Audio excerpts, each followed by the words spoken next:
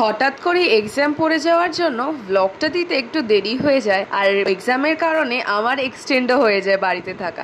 যাই হোক, hello everyone, welcome back to our new mini blog. যেমনটা আগের ব্লগে বলেছিলাম, মিমিরা আগে আগে বাড়িতে চলে এসছে, তার কারণ পরের দিন একটা ছোটখাটো অনুষ্ঠান ছিল। তো অনুষ্ঠানটা হচ্ছে মা আর বাবাইয়ের 30 বছরের বিবাহ বার্ষিকী পালন। তো আমার নাচের এক্সাম পড়েছিল 18 তারিখের দিকে, তো ভাবলাম 11ই মে যখন মাঝখানেই পড়ে যাচ্ছে, একটা ছোট্ট সারপ্রাইজ। বাট সারপ্রাইজটা দেওয়া হয়নি, কারণ সব ভাই বোনেরাই নিজেদের কাজে ব্যস্ত ছিলাম।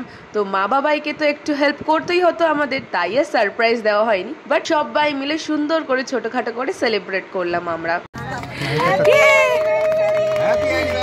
Happy anniversary. ব্রাইড আর গ্রুমকে তো সুন্দর করে সাজিয়ে দিয়েছিলাম আমরা সবাই মিলে। ছাদেই একটা ছোট করে ব্যাকগ্রাউন্ড তৈরি করেছিলাম, ওখানেই একটু কেক কাটিং করলাম, আর তারপরে সবাই মিলে অনেক আনন্দ অনেক মজা করলাম, যেটা সত্যি বলে বোঝানো যাবে না।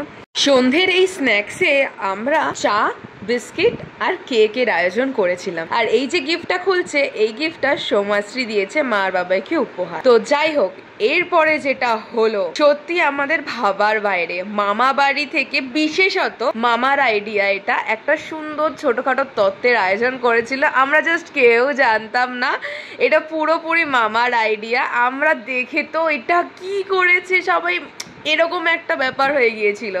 তো সবাই এই যে দেখতে পাচ্ছ, মামা নাচতে নাচতে আসছে, আর এদিকে রাঙামেশর অবস্থা দেখো, ফল আর মিষ্টি নিয়ে আসছে।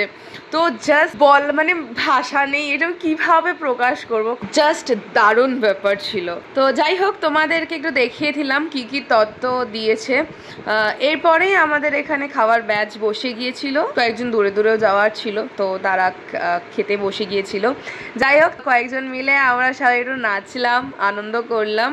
আর এইদিকে সন্দেশের অবস্থা দেখো, মায়ের ফোন নিয়ে মায়ের আর মামার ছবি তুলছে, দেখেছো? দেখো।